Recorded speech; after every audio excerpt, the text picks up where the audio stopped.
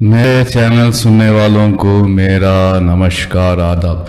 देखिए, सच वाला कहते हैं कि इस्लामी तालीम है ना, जो मदरसे में होती है उसको दहशतगर्दी से जोड़ देते हैं।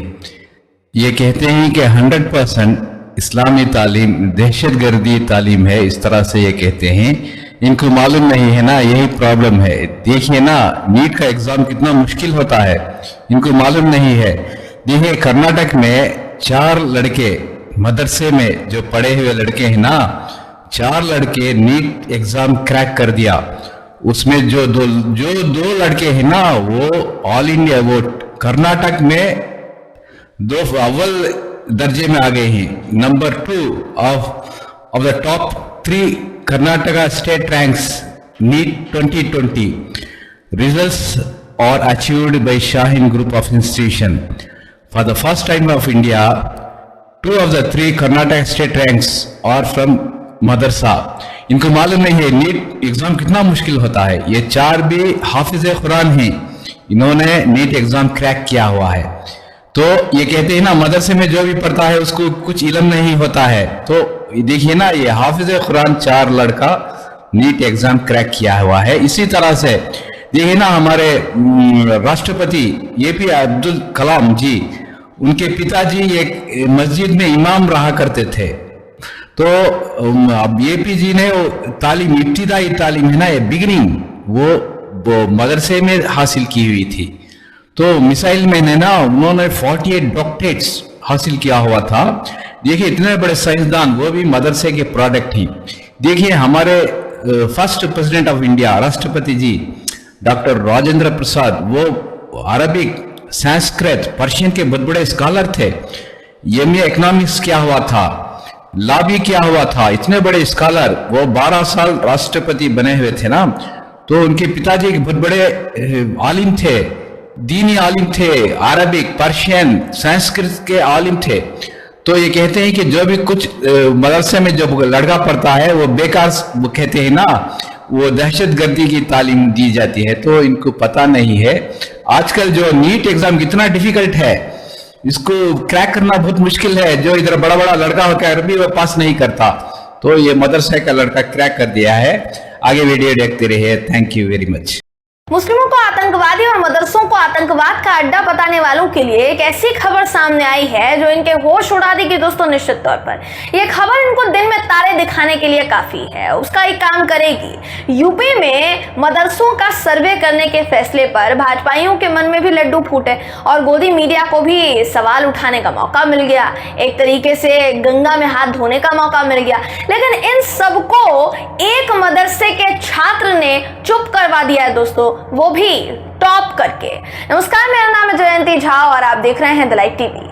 AIMIM के प्रवक्ता वारिस पठान, जिन्होंने हाल ही में अंजना ओम कश्यप की डिबेट में बैठकर उनको आईना दिखाने के साथ साथ भाजपाइयों को भी आईना दिखाया था, उनके समर्थकों को भी आईना दिखाया था कि भाई जिस तरीके से तुम सवाल उठाते हो मदरसों पर, वो सवाल बिल्कुल बेबुनियाद है। अब पठान साहब के एक ट्वीट ने भाजपाइयों और गोदियों की नींदें उड़ा दी है दोस्तों। स्क्रीन पर आपको मैं वारिस पठान का ट्वीट इस वक्त दिखा रही हूं, जहां अपने ट्वीट में वो लिखते हैं कि कर्नाटक के शाहीन कॉलेज बैदर के हाफिज मोहम्मद अली इकबाल ने नीट में 680 मार्क्स लाकर टॉप किया है। ये उन लोगों पर एक जोरदार तमाचा है जो कहते हैं कि मदरसा से पढ़े हुए बच्चे आगे नहीं बढ़ेंगे और कामयाबी हासिल नहीं करेंगे। दूसरी तरफ सरकार मदरसों को बुलडोजर से गिरा रही है। अब जो ग्राफिक उन्होंने इस ट्वीट के साथ साथ, इस ट्वीट करने के साथ साथ जो शेयर किया है दोस्तों, जो ग्राफिक वारिस पठान ने शेयर किया है, वो भी देखिए आपके स्क्रीन पर मैं आपको दिखा रही हूं, जहां साफ साफ क्या लिखा है। साफ साफ लिखा है कि मोहम्मद अली इकबाल ने टॉप किया है, टॉपर हैं वो।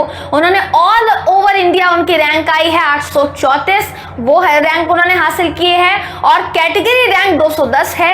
680 नंबर लाकर उन्होंने नीट में टॉप किया है। तो वारिस पठान का कहना है कि मोहम्मद इकबाल भी तो मदरसे से ही पढ़कर निकले छात्र है। पर कुछ राष्ट्रवादियों का तो ये कहना था कि भाई मदरसे में पढ़ाई नहीं बल्कि आतंकवादी गतिविधियां सिखाई जाती हैं, देशद्रोह सिखाया जाता है। ये खबर वाकई दोस्तों ऐसे लोगों के मुंह पर ना झन्नाटेदार थप्पड़ है, जिस थप्पड़ ने इनकी आंखों के साथ साथ शायद नैन चक्षु सब खोल कर रख दिए होंगे।